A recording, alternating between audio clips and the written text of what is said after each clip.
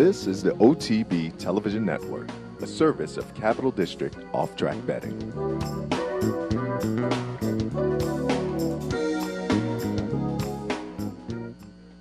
Calculator now takes the lead at the top of the lane in the sham, and it's Calculator just getting a tap on the shoulder now. He's drawing clear. St. Joe Bay on the inside, Pioneer of the West and Rock Shandy past the 8th bowl they come, and it's all Calculator.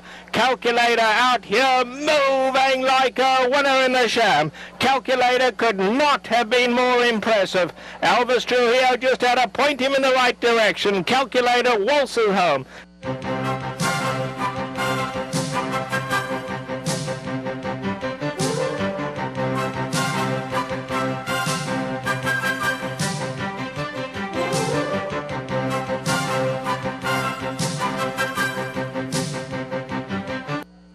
Good morning, everyone, and welcome to Down the Stretch. I'm Mark Cassano.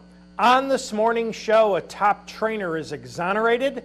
We'll take a look at a trio of stakes from the week past, and we will welcome in three very special guests, beginning with Mr. Neil Howard, who has Eagle for this afternoon's LeCompte at the Fairgrounds, Mr. Al Stahl, who's got the nice filly Top Decile for the Silver Bullet Day, and finally to South Florida, where we'll welcome in Mr. Bill Kaplan, who's got East Hall for the Sunshine Millions Classic, as well as my predictions for tonight's Eclipse Awards. So all of that and much, much more, if you stay with us for this, our January 17th edition of the program, which is being sponsored by Gulfstream Park, where tonight's Eclipse Awards will be held.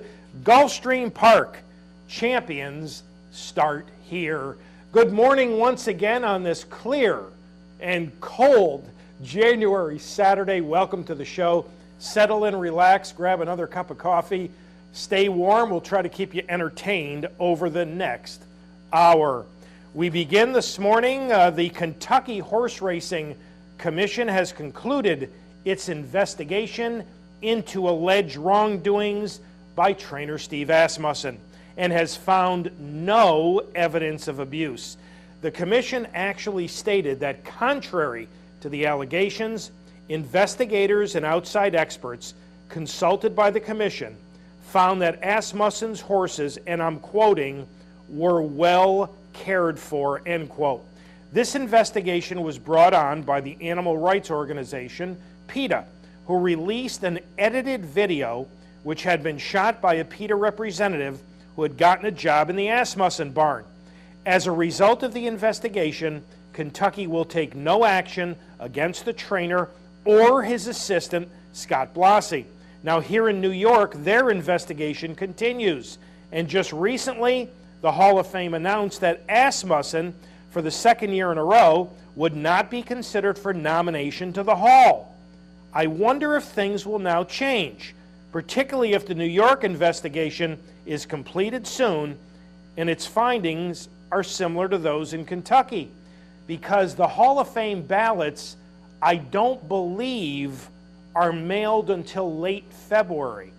So as an aside, now, I did not read the entire report at this point. It is lengthy and it is detailed, as you would imagine a 10-month investigation would be. But as I understand it, the commission allegedly requested from PETA the entire 7 hours of rough video that they shot, as well as a near 300-page report that PETA claimed it had. Neither was turned over to the commission. All right, a trio of stakes to take a look back at, beginning with the sham. Not much of a field in here, with the exception of the odds-on favorite, number 7 Calculator. Twice second to American Pharaoh in his last two starts, Calculator was coming off a 15-week break due to a foot injury and illness. So, as his trainer Peter Miller told us on last week's show, Calculator wasn't completely tight, but was fit enough to win. For the call of the sham, here's Trevor Denman. Hero 10 all. Goes in, they're all set for the sham. And away they go. St. Joe Bay bobbled a little at the start. Rock Shandy's fast into stride, and St. Joe Bay wanted that lead. St. Joe Bay now sprints through to take over. Pioneer of the West is right there in second. They sprint early. Rock Shandy, Papa Cool's hooked a little wide. Unblunted down at the rail is only 3.5 off the leaders. The grey is the favourite. Calculator now starting to pass some horses. In behind that comes Rockin' At It at the back of the leading group, and last of all is Hero 10 All. Down the backstretch they go, and St. Joe Bay at the rail gets pressure from Pioneer of the West. They stride for stride. Papa Cool in third. Rock Shandy down at the rail. Calculator's in fifth. No more than 3 lengths covers all those runners. Then comes Rockin' At It, unblunted down at the rail, and still last of all is Hero 10 All. Less than a half mile to go in the sham now, and St. Joe Bay continues to show the way to Pioneer of the West. Rock Shandy, Papa Cool between them. Calculator now has to go on the far side, and Calculator comes to tackle them. Then back to Rockin' At It, and unblunted behind that. Coming to the quarter pole, and here's Calculator the grey on the outside. Calculator now takes the lead at the top of the lane in the sham, and it's Calculator just getting a tap on the shoulder now. He's drawing clear. St. Joe Bay on the inside, Pioneer of the West and Rock Shandy. Past the 8th pole they come, and it's all Calculator. Calculator out here moving like a winner in the sham. Calculator could not have been more impressive. Elvis Trujillo just had to point him in the right direction. Calculator waltzes home. Calculator Peter Miller Elvis Trujillo was tight enough to win as he overcame being quite wide early on to roll to a good-looking 4 1/4 length victory over stablemate Rock Shandy, who was making his first ever start on dirt. Scratched from the Breeders' Cup Juvenile due to a foot issue and forced to miss the Los Alamitos Futurity due to illness, Calculator had missed 3 weeks of training from late November to late December. But a superb final work going 3/4 a week before the sham was enough to have the son of Insummation tight enough to handle this group. 134.88 with a final quarter mile in 24.45. Now the next start for Calculator likely to be either the February 7th Robert Lewis or the March 7th San Felipe. But Calculator breaks his maiden while dominating questionable company in the sham stakes. All right, on to a couple of stakes for the older horses, beginning with the San Pasquale at Santa Anita, and the headliner here, Opportunity number 2. His last start resulted in a weak Grade 1 victory in last November's Clark Handicap. He was 4 to 5 in the San Pasquale. The only concern I had for him was the 8.5 furlong distance being a bit too short. But fortunately for him, there appeared to be sufficient early pace in here. For the call of the San Pasquale, here's Trevor Denman.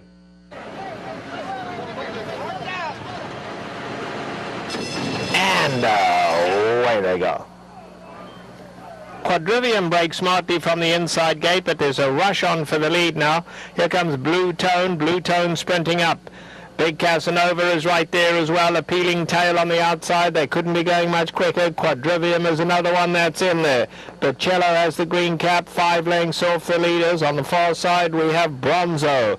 In the rail comes Opportunity, Majestic Harbour in the white colours towards the rear, then Mr. Commons. Salto del Indio is racing back second last, and Tonito M the trailer.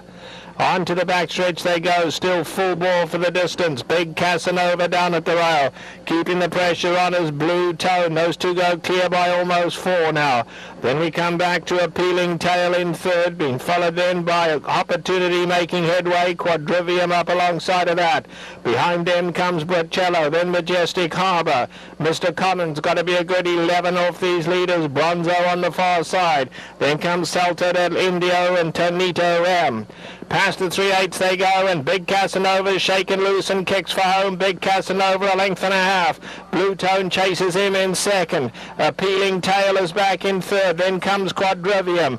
Bronzo on the outside. Opportunity down at the rail. Tonito M is next. They come to the top of the lane now. Big Casanova's hanging on to the lead. Here's Appealing Tail on the outside. Opportunity down at the rail, coming with a run too. Blue Tone is battling on tenaciously. Opportunity on the inside gets the lead. Opportunity in front with a 16 to go. Opportunity, Appealing Tail on the outside. Late run Tonito M, but Opportunity to win. Opportunity's won the San Pasquale. Opportunity, Bob Baffert, Martin Garcia, in a workmanlike performance, sits a rail trip and rallies to win the San Pasqual by a length and 3/4 over number 10 Appealing Tale and number 9 Blue Tone. While it wasn't terribly visually impressive, and the final time of 141.69 wasn't really anything to write home about, I thought it was a useful beginning to a 2015 campaign which could see Opportunity ascend to the upper echelon of the older horse division. I think he'll be more comfortable going longer, but Opportunity good enough to win the mile and a 16th San Pasqual. Off to Gulfstream Park and the Hal's Hope, which marked the return of Lee, an impressive winner of the 2014 Don Handicap in his last start. But that was about 48 weeks ago.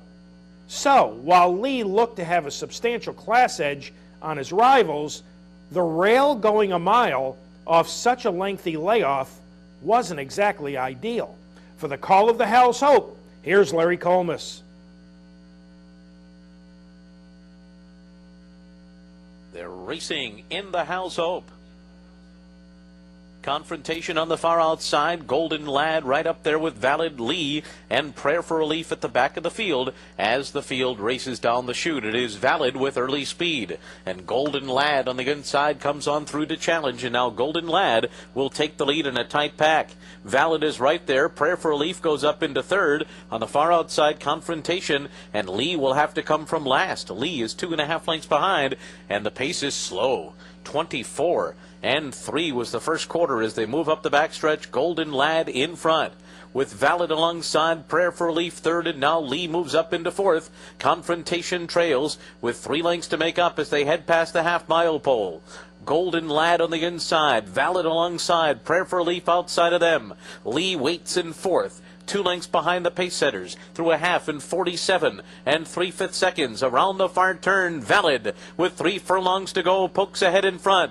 Golden Lad has come under pressure. Prayer for Relief is out there on the outside. Lee still looking for running room in behind horses. Meanwhile, Confrontation circles up on the outside, and Lee has been left behind last but still in the race as they come to the top of the stretch. Valid, Prayer for Relief, Confrontation on the outside. Where's Lee going to go? He's going to swing to the far outside to try to run them down in the last furlong. Confrontation, Prayer for Relief, Valid and Lee, the 4 of them come down to the line in the Hal's Hope. Here comes Lee to win it.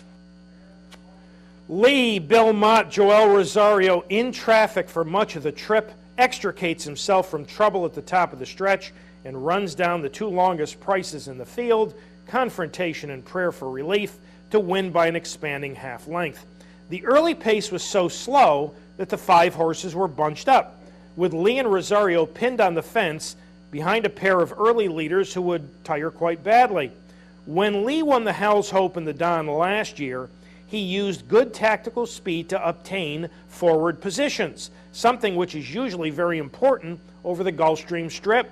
But here that was taken away from him by his post position and the early decision to rate him off the lengthy layoff. Good efforts from the second and third finishers, with Confrontation taken completely out of his game by the slow pace. 135.46 was okay. Lee and Prayer for Relief likely return for the February 7th Don Handicap, but that's an awful lot of trouble to overcome. And when you don't shake free from trouble, normally at Gulfstream, leaders sprint away from you turning for home. They get away from you. Yet this horse had enough left to run him down. So a very, very fine comeback effort overcoming trouble. Now, a trio of last year's 3-year-olds returned to action this past week at Gulfstream Park. Commissioner, pressing on the outside in his first start since a bang-up second in last year's Belmont Stakes, was using this January 10th mile and a 16th optional claimer to get to the Don Handicap and possibly the Dubai World Cup. After pressing a fast early pace set by Secretive, 23:45, 46:66, Commissioner was joined by and eventually outfinished by both number 1 Ulan Bator and number 7 Looking Cool in a third-place finish. All in all, I thought it was a pretty good return. The fast early pace obviously took its toll, but Commissioner did battle on gamely to the finish in an effort which should move him forward. On Wednesday at Gulfstream, General A-Rod, number 5, fifth on the far outside, making his first start since the 7th in last year's Belmont Stakes, finished a one-paced fourth at 4-5 in this 7-furlong optional claimer. General A-Rod, who was pretty much knocked out after competing in all 3 Triple Crown races last year, appeared to be ridden hard throughout by Javier Castellano. This had to be a bit of a disappointment for his connections. The winner of the race, number 7, City of Weston, who scored it better than 26-1. Now, having more success was Ride on Curlin, shown here, who won a second-level allowance sprint at Oaklawn on Thursday. Ride on Curlin was last seen being eased in last year's Belmont Stakes following a runner-up finish in the Preakness. Ride on Curlin may go next in Oaklawn's Essex handicap. All right. Tonight, the Eclipse Awards at Gulfstream Park beginning at 8 p.m. And there are 12 equine categories. We are about to take a look at my predictions. Now, this isn't necessarily who I voted for, although I voted for many of them. These are simply my predictions, who I think will win the categories as we take a look. I believe a champion steeplechaser will go to Demonstrative. The 2-year-old awards will go to American Pharaoh, even though he didn't race in the Breeders' Cup Juvenile, as well as Take Charge Brandy. I believe the 3-year-olds will go to California Chrome, and of course, Untappable. The only question with Untappable is, will she be a unanimous selection? Now, the champion older horses. Even though I do not believe this category should include strictly turf horses, I do believe that Main Sequence will win champion older male, and Close Hatches will win champion older female.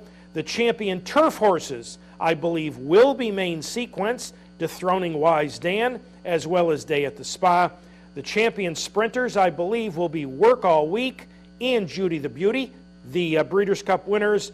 And the 2014 Horse of the Year, I believe, will be California Chrome over Bayern and Main Sequence. Again, the Eclipse Awards at Gulfstream Park beginning this evening at 8 p.m. You will be able to go online. I believe drf.com will have it. So you'll be able to go online and see the Eclipse Awards beginning at 8 o'clock tonight. And we are up to our first break. When we return, Mr. Neil Howard will join us as we go to this break. Last Saturday's Fort Lauderdale on the grass at Gulfstream. 19-10 favorite, number 3, little difficult to pronounce, Mishawish. 3-1 second choice, number 11, Za Approval, making his first start in the Mark Cassie barn. So we will take a look at the Fort Lauderdale to the break. Back with Neil Howard right after these messages. They're all in line. They're racing in the Fort Lauderdale, off to a good start. It's Silver Freak on the inside who goes out to lead them early. Mosler is away running in second position. Mashawish is right there and hard held behind them. And then comes Lochte to the inside, followed by How Great, who's racing close up in fifth early, 3 wide into that turn. They're followed by a ground-saving trip there for Grand Tito in sixth, racing 5 lengths off the lead.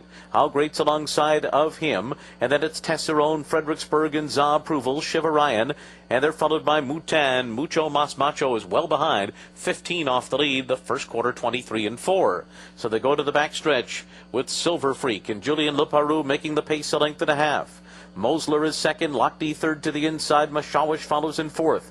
How Great moving up alongside of Mashawish now, and Mashawish is in behind horses, is going to move with How Great. Mashawish is just to the outside now of second place runner Mosler as the field moves for the turn. Silver Freak, Mosler, Mashawish to the outside. Lochte, How Great is right there. Za Approval on the far outside, and then Grand Tito. Tesserone is after that, Fredericksburg 5 lengths off the lead. Then comes Mutin and Shiva Ryan.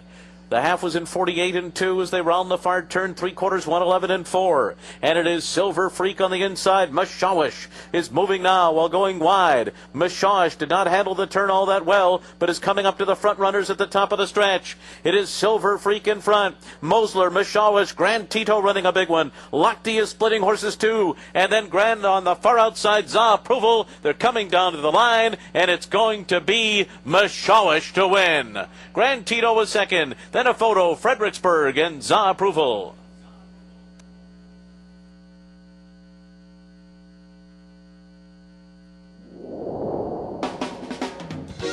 This is the OTB Television Network, a service of Capital District Off-Track Betting.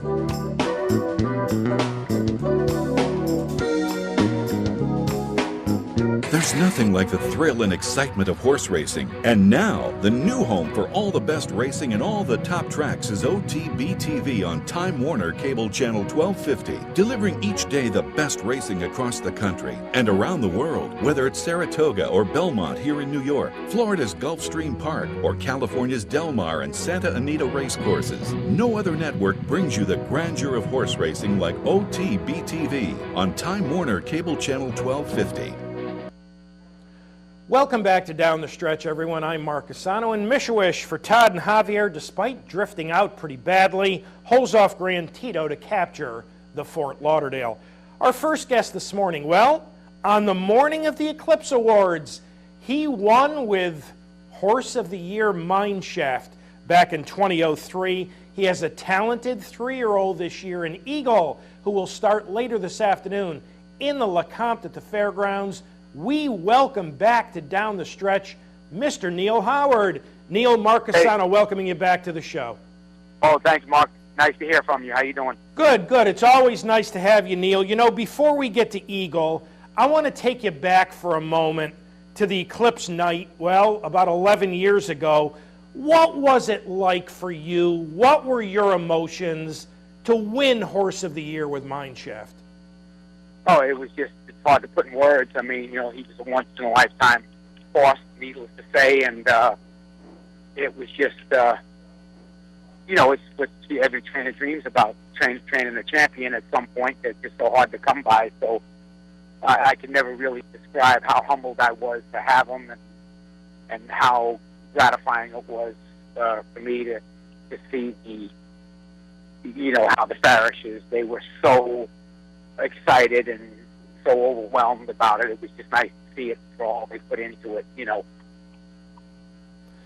Well, let's talk Eagle. As our audience watches his October allowance win at Keeneland, and as we pick it up going down the backstretch, he is number 6, 4th on the far outside.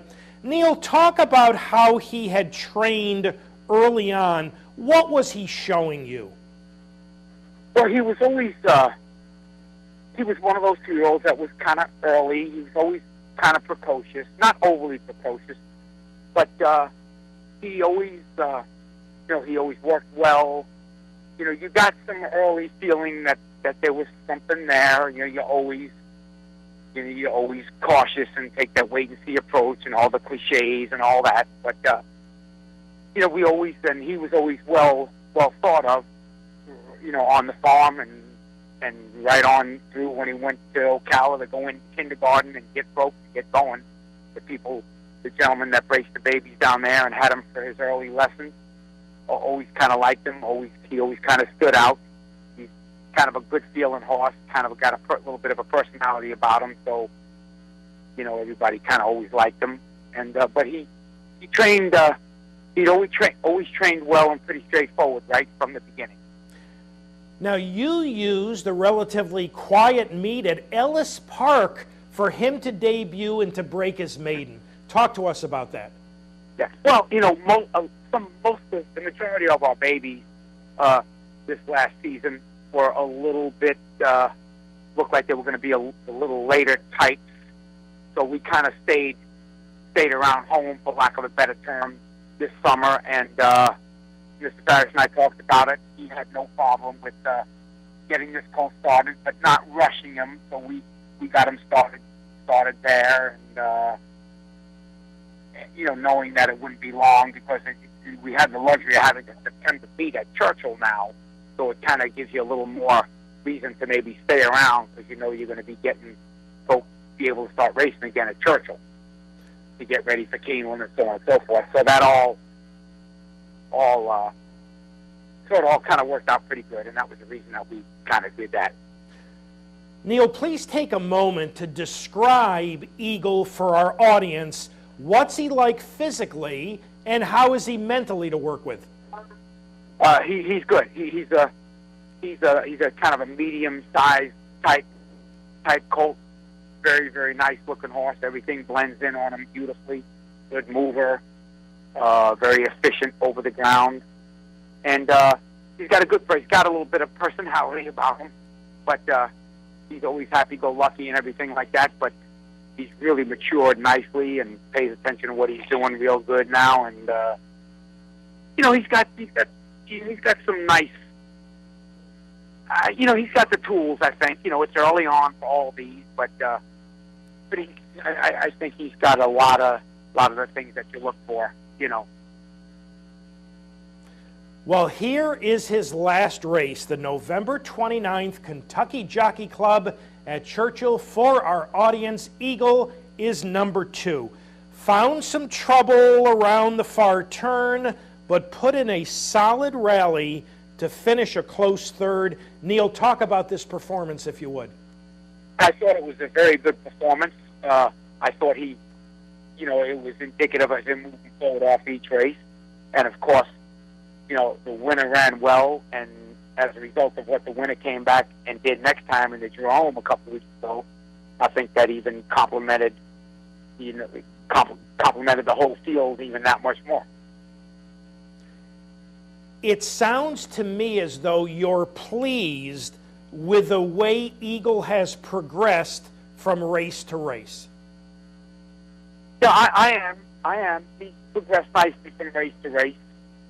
And I thought he had a very good, he ran very well, I thought, in the Jockey Club. But, you've got to take that wait-and-see approach, Following the Kentucky Jockey Club, you got him to the fairgrounds. Doesn't look like he missed much training time. What did he do between the Kentucky Jockey Club and now? Yeah, well, no, he hadn't missed any training. I mean, at the Jockey Club, with the Lecomte, being the race that was going to be his first race as a 3-year-old, there was enough time to back off a little bit and maybe just hold off a few breezes when we first got here, let him let his hair down a little bit, and then about a month out, we started back resuming breezing and getting them back on our schedule for the race. So we had a little bit of a chance to get him settled in down here, warm and vaccinate him, all the things you do, and a little bit of a busman's holiday, if you will, and then, but there really wasn't time, nor did we need to. It's not like he's been overly raced, but he had 4 nicely spaced races as a 2-year-old, but it's not like there was a lot of time where you were going to give him a big long vacation, which I wouldn't have done anyway. I think once you got to get going with these horses, I think there's something to be said. You have to keep them doing something to keep things in order with them. Now, opinion, we've both been around the block a few times. I am not used to seeing fast bullet works from Neil Howard, yet on December 29th, Eagle went 5/8 in 59-4 breezing, the best of 64. Neil, how good was the work? Did he do it the proper way? It was a good work. He did it the proper way, but the track was sealed that morning. But the track was this track always. You don't have any real problems down here when it's wet. This track does so well. But it was a sealed track, so I think the works that morning were kind of on the quicker side as a rule. But nonetheless, it was a very good work. But off that work, we needed to kind of maybe ease it down a little bit following that, and we did. You have drawn the extreme outside post today. Obviously not an ideal situation with a relatively short run to the first turn.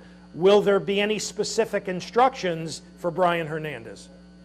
Not really. You know, Brian came in here this morning. We sat down and talked about it for a minute. But, you know, this colt and has always up to now, he breaks in stride and he gets a nice, comfortable position in his races. Now, what's going to happen with an outside post could be a little different story. But if he breaks smoothly and if the field just kind of spreads itself out a little bit going to the first turn, so we don't lose too much ground on the third, I think we'll be fine. On the flip side, if we are on a little bit of having a little bit of problem on the first turn with this long stretch, you do have time to make adjustments, and so you could get a little help on the other end too if you need it. And before we let you go, Neil, in today's Marie Krantz schedule for the grass, you have Interest Free making her 15th career start, but her first on turf. Tell us about Interest Free.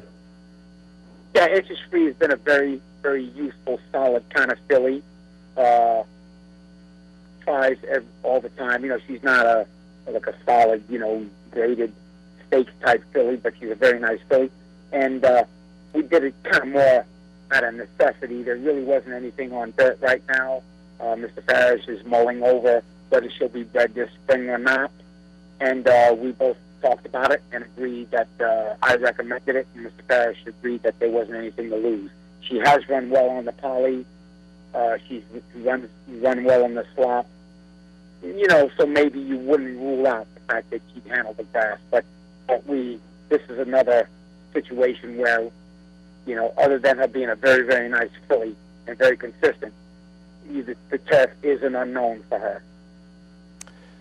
Well, Neil, as always, we appreciate your time. Thank you so very much for having joined us this morning on Down the Stretch, and all the best later this afternoon with Eagle in the LeCompte and Interest Free in the Marie Krantz, and we hope to be speaking with you again very soon. Thank you so much, Mark, and Happy New Year to you. Happy New Year to you. Neil Howard, ladies and gentlemen, and we are up to our next break. When we return, back to New Orleans, and we'll welcome in Mr. Al Stahl as we go to the break. Last Saturday's Marshua's River at Gulfstream, 6-5 favorite, number 3, Paranda, coming off a respectable 6th in the Breeders' Cup Filly and Mare Turf. She looked best on paper, and when the best horse gets this kind of trip, they're usually awfully tough to beat. So we will take a look at the Marshua's River to the break. Back with Al Stahl right after these messages.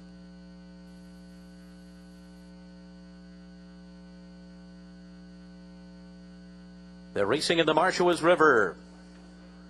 Off to a very good start. Skylander Girl on the inside goes out to lead them early. There's Alette from the far outside. These two to the front with Paranda. Right behind them running in third position early. Then Strike Charmer alongside. Ready Signal outside of them. Papa Scats caught 4 wide as they move into the turn. Break of another 2. And they're followed by Y Catherine. And tight quarters there. Steadying was Ready Signal, and Candy Kitty got caught behind her and had to take up sharply. Scampering is at the back of the field. The opening quarter mile was 24 and 3/5 seconds. So they go on to the backstretch with Skylander Girl and Luis Contreras leading the way. Alette is running in second.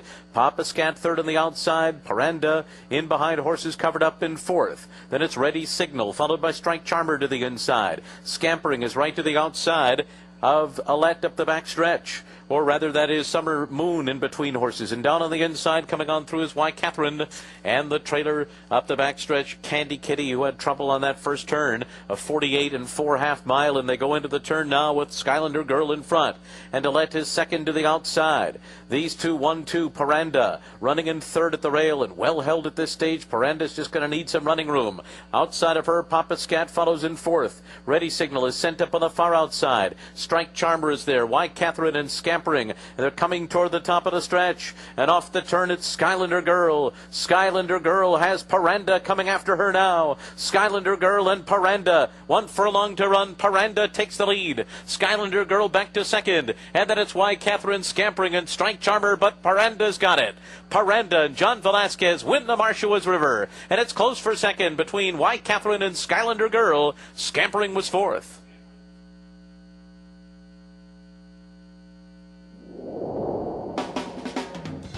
This is the OTB Television Network, a service of Capital District Off-Track Betting.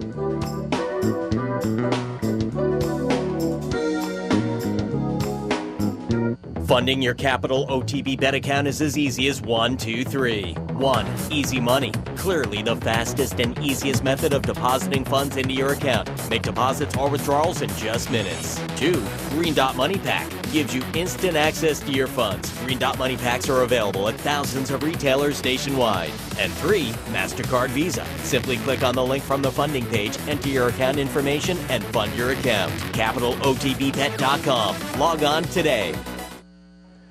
Welcome back to Down the Stretch, everyone. I'm Mark Asano. My thanks to Neil Howard once again for having joined us. And Paranda now with Christophe Clement.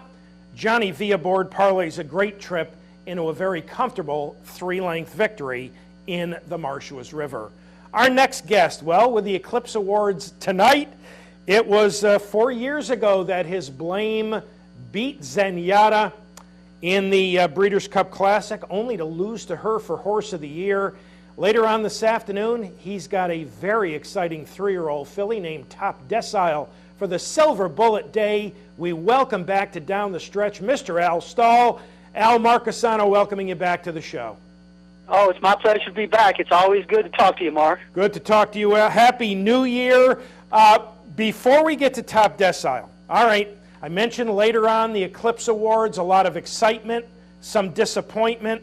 Take us back 4 years ago, the excitement of winning Older Male, the disappointment of not getting Horse of the Year. What was that like? Well, I didn't feel that way, and I don't really think anybody from our camp, the Claiborne family, Claiborne Farm family, and Ms. Dill Snyder, we knew we were going to win an award, so we knew it was worth the trip down there. And the Horse of the Year was kind of up in the air, and right there towards the end, we started kind of getting the vibe that it was going to go the other way, which was okay. That's just it's an election type thing. There's blocks and there's political things, and the closer we got to it, we knew we were in trouble. Our table was way off in the corner, and the Zenyatta table was right smack in the middle in front of the podium. So, I feel like we're going Lions Den with a pork chop tied around my neck. So, but that's okay, though. I mean, we understood it, and we literally just said, okay, and we took our unanimous championship home with us, and off the stud we went. So it really was not that big of a deal, and it wasn't as dramatic to us as it was maybe in the press. Any thoughts on who will win Horse of the Year this evening? Well, I'm a California Chrome guy. 2 classics and different racetracks, different type of racetracks, and Byron had a great year, and he got loose on the lead at Monmouth, loose on the lead at Philadelphia. Very controversial race, and obviously very controversial race in the Breeders' Cup Classic on a speed track also. So I'm rooting for California Chrome, and I think the Derby and the Preakness carry a lot of weight with the voters. All right, let's talk Top Decile, and we're about to go back to a very warm afternoon at Saratoga. Her debut for our audience. She is number 3 in here. She prompted, she pressed, and she outfinished Ring Knocker to Breaker Maiden. Al, talk about how Top Decile had trained up to her unveiling. Well, she trained great. She was almost ready to run when we got there in late July, or when the meet opened, I should say, in late July. And we just took our time with her. Rosie worked her a few times, and she was actually the first person to tip us off to the fact that she'll want to go further than 3/4. So, because we weren't really sure. Pedigree is middle distance, and she was showing us some speed, and So after Rosie worked her time or two, we just decided to wait for a 6.5 furlong race, and that race showed up in the middle of the meet, and she just did everything right like she always does, and was kind of just gradually drawn away from a very tough filly that day. She'd already had a race, the West Point Thoroughbred filly, and she had a lot more seasoning than we did, and we looked her right in the eye and just put her away. So we were very happy with the effort, and Rosie just got more confident in her, and so did we as we went along. Did it surprise you at all the amount of early speed she showed in her debut? Not really. You know, short field and big long straightaway down the backside there at Saratoga, leaving the 6.5. So I thought it wasn't surprising to me, and she's showing us a little speed. I was actually surprised how little speed she showed in her next couple races. Al, if you would, take a moment to describe your filly for our audience. What she looked like physically, and how is she mentally to work with? She ticks all the boxes, as corny as that is. She's a very athletic-looking filly, beautiful shoulder, beautiful neck, beautiful head, nice and sound, knock on wood. Absolute wonderful temperament. That's what Rosie told us from the beginning also. She said you can do whatever you want with her, whenever you want, and she's continued to be push-button during her races and during her works, and we feel like she's made a nice progression between 2 and 3. We gave her the month of November off with a little bit of just shed rowing and jogging, and started back her training in earnest December 1st, and she just came to hand really fast, and she's ready to go, and we just thought, let's do it, and then we'll just play it race by race. Well, she followed up that Saratoga maiden win with a solid second in the Alcibiades, a race in which she broke a bit awkwardly, and then it was on to the Breeders' Cup Juvenile Fillies. Here it is for our audience, Top Decile number 11. Al, despite a difficult post position, she would rally for second behind the likely champion. Take charge, Brandy. Talk about this effort, if you would. Yeah, it was a great effort. We were obviously disappointed with the draw, but I stopped worrying about those types of things years ago. And she did everything right. She came up to that race in great shape. You can tell by the way the money showed for her, because she was a little bit of a talking horse that week. And Rosie said everything was fine. She fell out of there and got a decent position in the first turn, even though she lost a little bit of ground. Turned right off, and the pace was quick, and everybody assumed Take Charge Brandy was going to stop, except for Coach Lucas, and she just kept running, and we got the whip cracked on her a little bit in the second turn, lost ground, and she leveled off and opened her stride, and was running, quite possibly against the bias, which is no excuse whatsoever, but it kind of gives you a little confidence going forward with races back east, like here at the Fairgrounds and hopefully at Churchill Downs. Now, this race was, of course, on November 1st. Give us an idea of what Top Decile's been doing since the Breeders' Cup. What's her schedule been like? Right. Well, we gave her a little breather in November. Actually, she wasn't asking for one. We just did it. She came out of the Breeders' Cup in great shape. Didn't lose any weight. Was very bright-eyed. Still had a good appetite. So we shipped her down to Fairgrounds and got her in the comfortable weather, and gave her a little month of just jogging and shed rowing and just pilling around literally, and we started galloping her in December and started her breezes and just picked her up as we went along, and she's been push button. We put her with a horse or two in the morning just to get her competitive, get that edge back on her, and she's been just about perfect, or she has been. Everything's been to plan, so we're excited about today as a first step and hopefully a long journey to some good things. Al, it's interesting. The decision to start her back this early in the year, rather than wait, well, I think it's about a month to the Rachel Alexandra, which is like February 21st.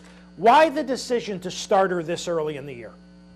Well, because she had 3 races as a 2-year-old, and they were all very well spaced. I think they went, the middle of August in 57 days to the Alcibiades and like 29 days the Breeders' Cup, so she really didn't have too taxing of a schedule, and she didn't really need a break. So she's still a non-winners of 2, so we figured, she's grade 1 place twice. Let's just try and win a stake race with her, and and just get her back going. She's easy to manage. You can turn her off and turn her on. So we'll run her today and see how she does. And if we decide to run her in the middle race, that's fine. If we need to go back to a non-winners 2, that's fine. Well, hopefully not fine, but that's the plan, part of the plan. And if we decide to wait for the Ashland or the Fairgrounds Oaks, that's a possibility too. So we just did it because, freshening horses is not an exact science, and we didn't want to get too cute with the situation. She was good and she was right, so we're going to run her. And with the foundation she has underneath her, we don't think there's any way she'll go backwards off this race. Sounds good to me. Before we let you go, you've got a horse in the barn who's won 3 straight, including a stakes in last, by the name of Rocket Time. Tell us a little bit about him and where we might see him next. Well, you picked the right horse. I just worked him this morning. Big, grand-looking animal. Had nothing but problems as a young horse. Minor stuff. Actually had a arrhythmia, if you can believe that. He had to go to Ohio State University and get his heart shocked to get it back in sync. Wow. So he's got a heck of a story, this colt, or a gelding, I should say. And we took him to Saratoga with great hopes and didn't run so well. Ended up being sick up there, and we just pulled the plug and regrouped on him and castrated him, which he was a little bit over the top, and he's been undefeated ever since, and he's really on the upswing, and we're very, very bullish on his future. He ran a really, really fast race in January or late December here at the fairgrounds, so we just decided to skip the next wave of races, which is the one today and the one at Oaklawn yesterday, and we're going to run them in February. There's 3 races we're looking at: Essex at Oaklawn, the Mine Shaft here at the fairgrounds, or the Maxim Gold Cup over at Sam Houston Park. They're all within 10 days, 2 weeks of each other, and that'll be his next start, and we're just going to try and get another race and keep him on that improvement. And if he does well there, then he might test some deeper water. But he's a horse with a lot of potential, and he's really focused on his job now, and he's doing everything like he's supposed to, and we feel like we might have something for later in the year. That sounds exciting. Al, as always, we appreciate your time. Thank you so much for having joined us this morning on Down the Stretch, and all the best later this afternoon with Top Decile and the Silver Bullet Day. Okay, I'll come get my gift certificate when I'm in July. Yeah, listen, it's a lot better to get it in July when it's 78. When I drove into the studio this morning, it was 1 degree. Well, like I told Julia, at least the flies aren't bad up there, so you got something good. Thanks, Al. Okay, thank you. My pleasure. Al Stahl, ladies and gentlemen, and we are up to our final break. When we return, Mr. Bill Kaplan will join us as we go to the break. The Paseana last Sunday at rainy Santa Anita. The number 4 Tis Midnight was the 70 cent to the dollar favorite. Number 5 Warren's Veneta, who she had just barely beaten in her last start, was 4-1. Now, it didn't surprise me that Tis Midnight was the favorite. What surprised me a bit was the difference in prices. So we'll take a look at the Paseana to the break. Back with Bill Kaplan right after these messages.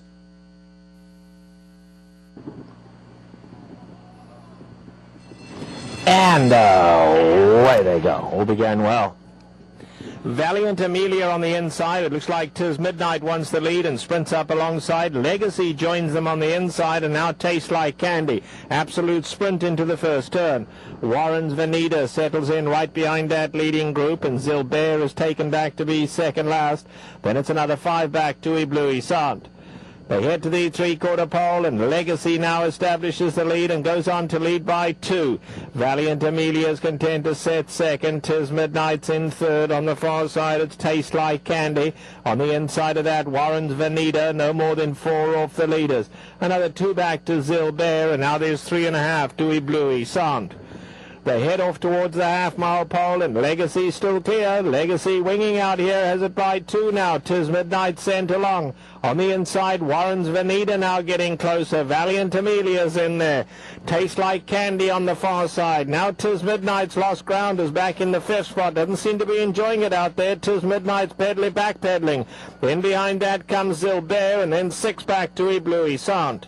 They are coming towards the quarter pole, and Legacy now tackled on all sides. On the inside, Warren's Vanita, and Warren's Vanita takes the shortest way home and comes after them now, and being eased out of it as 'tis midnight, eased to the top of the lane. Homeward bound, and it's all Warren's Vanita now. Warren's Vanita opening up to lead by 5. Valiant Amelia races along in second. On the outside, Tastes Like Candy, but it's all Warren's Vanita in a dominating performance today. Warren's Vanita will mark up another one for Tyler Bays. They absolutely romped home. Tastes Like Candy second, then Valiant Amelia and Legacy.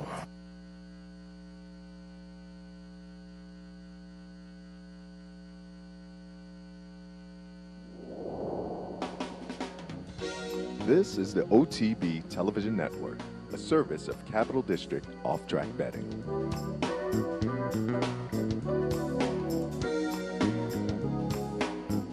Face it. Most horse racing websites are just too much clutter, too much to navigate through. Next time, log on to capitalotb.com. Our newly designed website is easier than ever to use, with all the information the professional horse player needs. capitalotb.com. Missed one of our TV shows? No worries. Now you can catch all your favorite programs online. Simply log on to capitalotb.com and click on the YouTube link at the bottom of the homepage. And look for our new podcast coming soon. capitalotb.com. Log on today. Welcome back to Down the Stretch, everyone. I'm Mark Asano. My thanks to Al Stahl once again for having joined us. And Warren's Vanita for Craig Lewis. Tyler Bays dominates the Paseana, winning by 5.5 lengths, while the odds-on favorite, 'Tis Midnight, absolutely hated the going, finishing next to last. Our final guest this morning has the honest, hard-knocking East Hall for this afternoon's Sunshine Millions Classic at sunny and warm Gulfstream. We welcome in live via telephone Mr. Bill Kaplan. Bill, Mark Casano welcoming you to Down the Stretch. Hey, nice to be with you, Mark. Thanks for having me. Well, thanks for joining us this morning, Bill. Today marks the 20th career start for East Hall as he begins his 4-year-old campaign. Having run that many times, Bill, I've got to think that he's a very sound and healthy racehorse. Absolutely. He is very sound, and he really never has had a problem, and he's real fresh now, too, coming into this race. Bill, we are going to go back and take a look at a piece of the Indiana Derby, and for our audience, as we pick it up, he is number 5. He is surprisingly stalking in second. Bill, it appears as though East Hall simply got better as the year went on. Yes, that's true, and he's continuing to get better. He was stalking in that race because the pace was slow, and the favorite, Atreides, never fired out of the gate, so we were up there right there with him through a very slow half mile. Well, it might have been slow. It was 48, but I was surprised he was that close. Did it surprise you at all that he showed that kind of tactical speed? Well, it surprised me when it first happened, but when I looked at the fractions, it didn't surprise me. We let him run out of the gate, and most of the time he's catching really fast fractions. I think they went 24 and change, 48. And that level race should be going somewhere around 46, 47. So that's the reason he was up close. Bill, take a moment to describe East Hall for our audience. Describe him. What's he look like physically, and mentally, how's he to work with? He's very well conformed, beautiful gelding that is about average size. And we had to geld him because he was a bad actor when we first got him. And he was doing all kinds of stuff on the track. And through his first 5 or 6 races, he was not too controllable in the race. We gelded him, and it made a world of difference, and he keeps getting better and better. And now he's very, very rideable by the riders. He'll do just what the rider tells him to do, move when he tells him to go. And he's really become a terrific rider's horse. And you couple that with his soundness and his tremendous cardiovascular endurance abilities, he's really coming into his own. I think there's still some room for improvement, too. That's wonderful. His last start, which we are about to take a look at, came in the November 8th Millions Classic Preview. For our audience, he is number 4 in here. Bill, talk about this effort, if you would. Yeah, he came out of the gate, and he was asked out of the gate, as we usually do a little bit, and he couldn't get over there.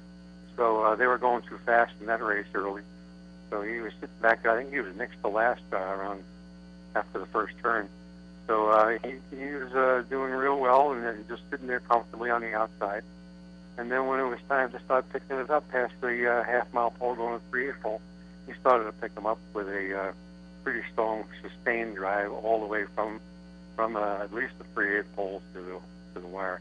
He did real good. He came in to the stretch and had good aim on the leaders, and once he got through of any outside interference on him, he went on and got the job done against his big rival, Wildcat Red. It's pretty unusual to have a prep race 10 weeks. You know, this is the Millions Classic preview, but it was 10 weeks prior to the actual Millions Classic. Talk about your decision to freshen him up after this race, to not run him again. Yeah, that was the plan all along. We had a really grueling campaign. As you mentioned, he's had a lot of races. And we decided we're going to go and do the Sunshine Millions prep race into the Classic. And we'd have a good 10 weeks off in between, which I thought he would only help him because of the grueling campaign he had prior to that. What's his schedule been like over the last 10 weeks? How's he doing coming into this afternoon's Classic? Really, after the Sunshine Million prep race, gave him some time off. I mean, not a lot of time. I think he had a week off. Went right back into galloping and training. But we didn't breeze him until 3 weeks ago. And this way, he put on a lot of weight. Looks great, feels great, very fresh. And he put in 2 really sharp breezes to get him ready to go. Now, Gulfstream Park, obviously a strip which favors speed and tactical speed, which really plays into the hand of your rival, Wildcat Red. Are you concerned at all, actually, about the venue of today's race? Yes, you're absolutely right. The venue does favor Wildcat Red. I mean, he's run at Gulfstream, I believe it's 8 times, 1 6th and twice second, including the Fountain of Youth and some very big races over there. So he obviously loves Gulfstream's racetrack.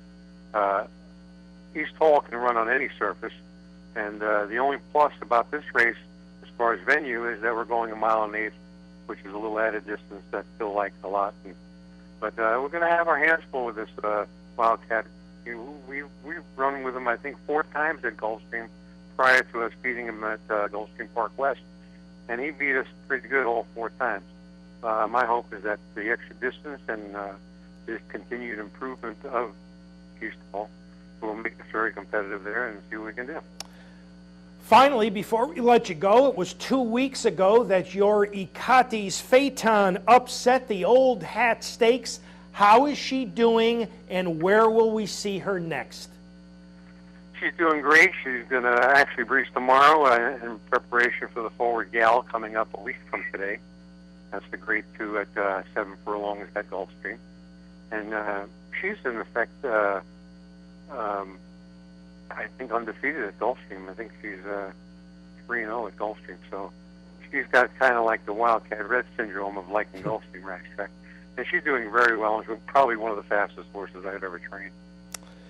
Well, Bill, we appreciate your time. Thank you so much for having joined us this morning on Down the Stretch. All the best with Eclipse Phaeton next Saturday, but all the best with East Hall in this afternoon's Sunshine Millions Classic.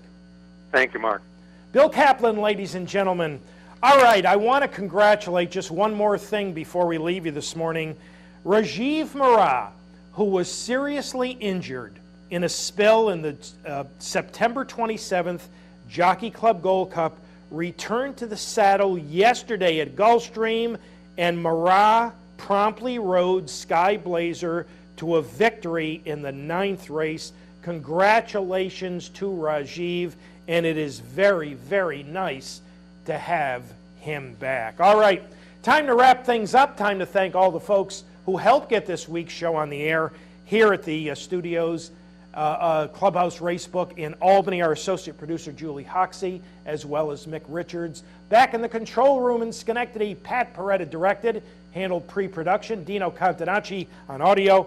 Thanks to this morning's guests, Neil Howard and Al Stahl from New Orleans, and Bill Kaplan from South Florida. And thanks to our sponsor, Gulfstream Park, where tonight's Eclipse Awards will be held beginning at 8 o'clock.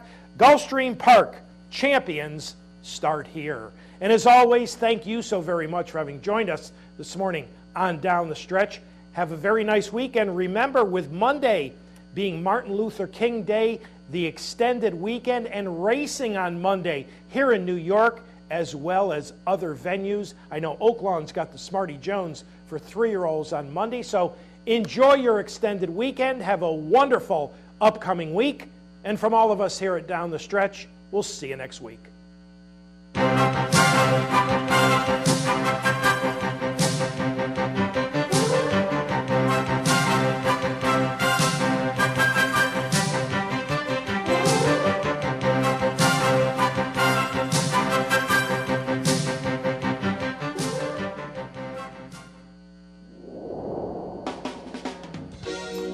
You're watching OTB TV, a service of Capital Off-Track Betting.